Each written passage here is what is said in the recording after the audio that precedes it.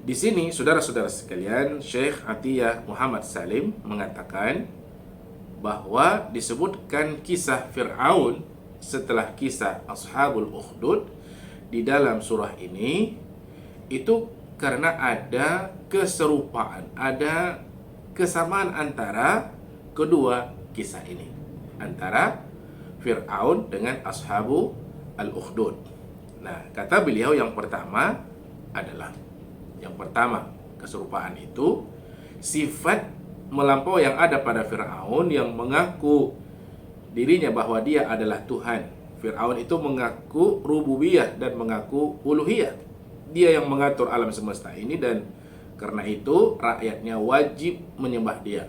Itu pengakuan terhadap rububiyah dan uluhiyah. Pengakuan itu juga ada pada Raja Ashabul Ukhdud, ya, yang dia juga mengaku menjadi Tuhan. Dia memaksa rakyatnya untuk menyembahnya. Nah, hal ini dapat kita pahami dari pertanyaan si raja itu kepada Jalisul Malik, orang dekatnya raja yang beriman kemudian dibunuh, digergaji oleh raja tersebut. Dia bertanya, apakah engkau alaka Rabbun, apakah engkau punya Tuhan selain aku? Ini mengaku jadi Tuhan. Jadi sama-sama mengaku jadi Tuhan. Ini keserupaan antara Fir'aun dengan raja yang ada dalam kisah Ashabu al-Ukhdud.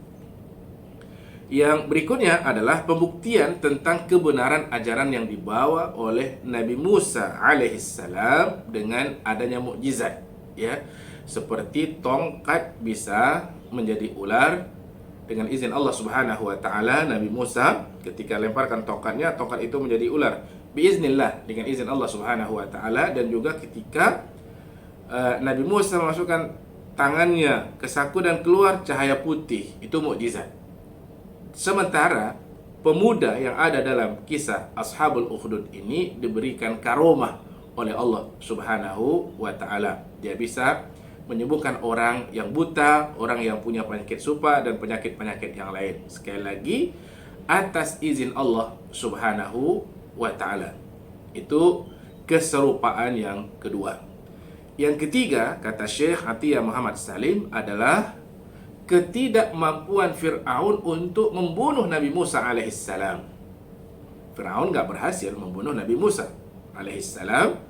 Dan juga ketidakmampuan raja yang ada dalam kisah Ashabul Ukhdud ini untuk membunuh si gulam, si pemuda. Gak mampu si raja, dibawa ke gunung, ya, orang yang membawanya jatuh ke bawah, si pemuda selamat dibawa ke laut, ya.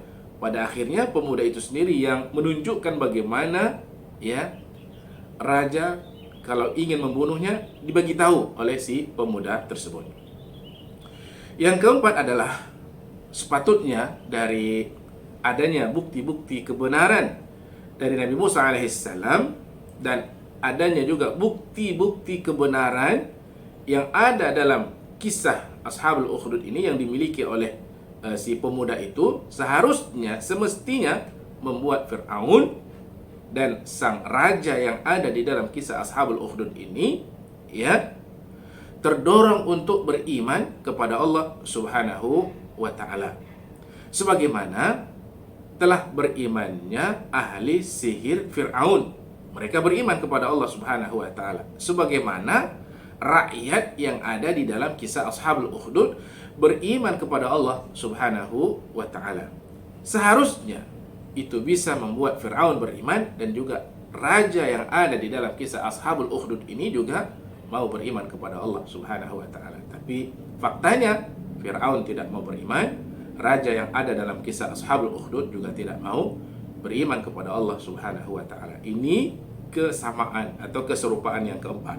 Dan yang kelima adalah sebagaimana Fir'aun itu membunuh ahli-ahli sihirnya yang sudah beriman kepada Allah Subhanahu wa taala, sudah beriman kepada Nabi Musa alaihissalam, maka begitu jugalah raja yang ada di dalam kisah Ashabul Ukhdud ini juga membunuh para rakyatnya yang sudah beriman kepada Allah Subhanahu wa taala. Allahu Akbar. Inilah diantara rahasia Allah sebutkan kisah Fir'aun setelah kisah Ashabu al-Ukhdud.